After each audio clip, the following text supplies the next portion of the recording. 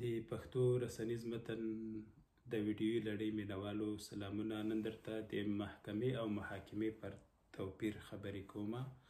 ځینې خبریالان دي د محاکمې پر ځای هم محکمه کاروي. محکمه نوم دی او محاکمه فعل دی. محکمه هغه ځای دی چې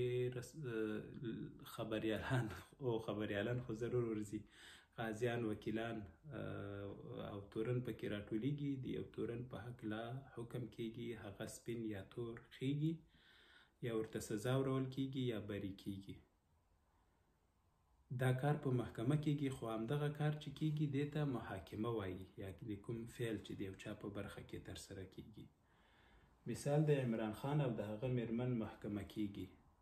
اول خو دا درته وایم چې دا 3 مثالونه ما په ګوګل کې سرچ کړه، رسنیو دا شی لیکلي دي، خو تېروتنه ده. عمران خان او د هغه میرمن محکمه کیږي. دلته محکمه باید نه وي، محاکمه باید وي. یعنی محکمه نوم دی، محاکمه فعل دی. په دې ځای کې باید محاکمه راسي. عمران خان او د هغه میرمن محاکمه کیږي.